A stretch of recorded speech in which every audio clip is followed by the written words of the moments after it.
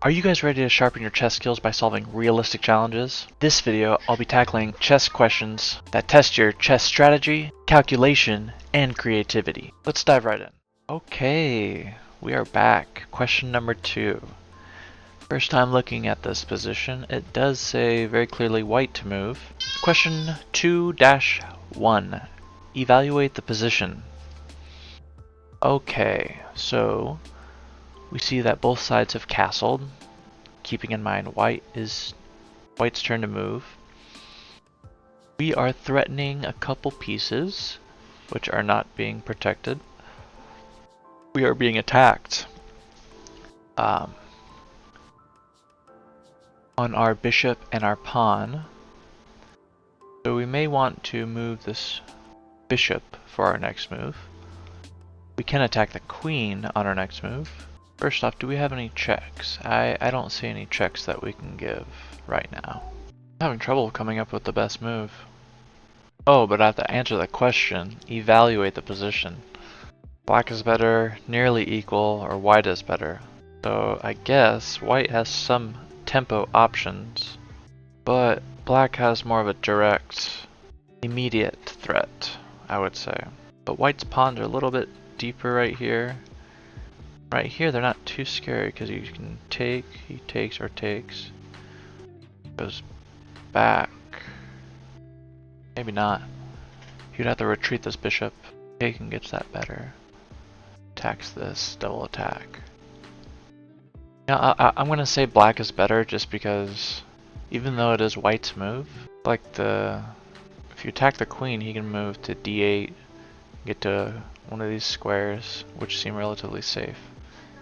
And then or he can even move to a square that puts more pressure on something with this queen that I'm probably missing, but my point is that this f4 pawn really strong, it seems, and he could even push 8, f6.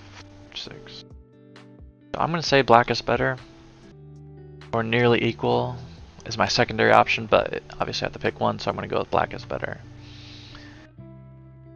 What is the best move for white? Bishop e3 to d2. That's one option. If we did this, then he could take, push that one. I feel like black has so many options. Second option is rook b6 to d6, b6 to d6. Just taking, I mean, I don't know what that threatens. Just takes a piece. I guess that's fine. That allows my bishop to come in after something.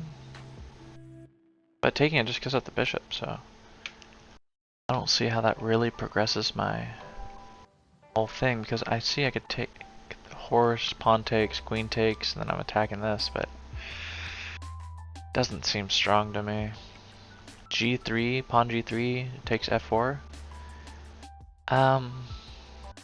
Even taking, he could take back with any of his horses.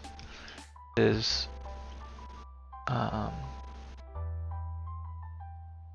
pawn, his e-pawn. This is very difficult. Bishop e3 to c1, e3 to c1. That protects some space. Oh, I'm really not sure where to go with this. I'm not going to give up this bishop for free. And maybe we'll take with the horse. But yeah, I don't know. I don't know of an easy answer. So I'm gonna go with g3 takes f4. So the answer C for number 1. White is better. Really? But D gets a point as well, saying white is winning. Oh my word. So I'm just off base here. I forget what these percentages mean again. I think it's how many people picked it correctly. Or no, it's just how many people picked it in the column of that rating range. Never mind. Well, no, white is better here. Maybe just because after you take, you can back it up. And then you're still threatening things. Boy. This is really opening my eyes to evaluation. Hi, how you doing, Harris? Oh no, what? Oh no, Daddy's results are bad. Oh no, you're right. Okay, so let's get into some explanation. White is dominating on the queen side. Nice little graph here. Yeah, I agree. The rook is up there. It's easily protected. It's not being attacked. Alright, let's read their explanation. White is dominating on the queen side, but he must deal with black's initiative on the king side. Yes, with the pawn and knight. Space. The overall assessment is that white is better, and you get 5 points for picking C as the correct answer. It is way optimistic to think that white is winning, but you get 1 point for answer D. I want to count how many pawns and pieces are in play to actually see, not only to, because we assess the structure, the position, not really the actual, broadly speaking, we didn't assess the value count, which ranges from game to game, but I still want to count pawns and pieces. Harris, get out of there. Get out!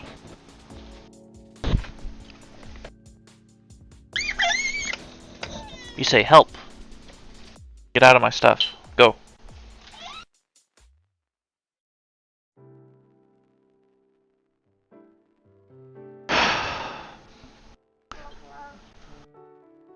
So white has 1, 2, 3, 4, 5, 6 pawns compared to black's 1, 2, 3, 4, 5, 6 pawns.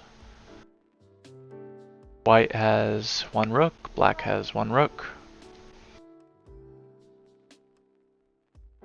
2 knights, 1 bishop on black, 2 bishops, 1 knight on white. Everyone has queens, so it's actually equal pieces. Values. White does have the bishop pair in an open-ish looking pawn structured game. Okay. Interesting. So their only reason for white being better is that they are dominating the queen side. And they determine that based off of the passed pawn, which is supported by another pawn, I presume. The rook owning the file, and the rook in position to be defended and to attack. I would have to guess those are the reasons why. Okay. Number 2. Excuse me. The explanation for number 2. Or sorry, the answer to number 2 appears to be B. You get 5 points for the correct answer. You get 1 point for there's an idea there, possibly. And then you get negative 1 points for picking C. I picked G3 takes F4. I have negative points in this training exam. That's not good.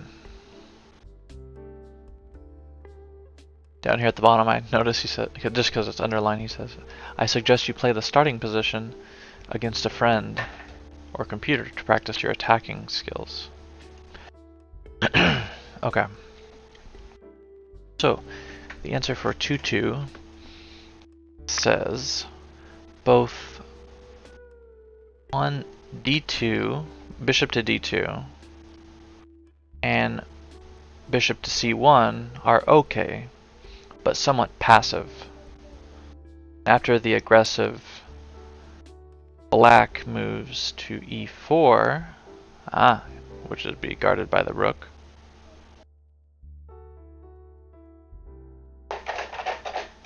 Would it though, because the bishop and the queen are attacking it. So. Anyways, e4 or pawn takes g3. Black has some initiative on the king side. I actually don't even understand what I just was potentially saying. After the aggressive pawn, black, because it's black's move after the 3 dots. Pawn e4, excellent move. Or interesting move. Or black's move, first move, be pawn takes g3, and then that would be followed with my pawn taking g3. Then he could move e4, apparently. Black has some initiative on the king side with those consecutive moves. You're penalized for choosing a self-destructing pawn takes f4. Self-destructing, as it is only helping black by opening attack lines for rook e8 and bishop g7. Okay. Against the weakened position of white's king. An exciting positional sacrifice. Rook d6 was played in the game. White got 2 pawns for the piece, neutralized black's initiative, and gained a psychological momentum. Black never recovered from the initial shock and quickly fell apart. After black plays pawn takes e3, and white plays knight takes e3, and then black's bishop to f8, covering that d6 pawn. Already a losing move. Better was for black to play knight to f6. I don't understand that at all. Okay, so this has been a difficult puzzle to solve and think about for me. I guess I understand what they're saying in the explanations, but I'm not able to easily calculate those types of things yet. Yeah. A little frustrating, but one little 2-part question a day should keep the doctor away.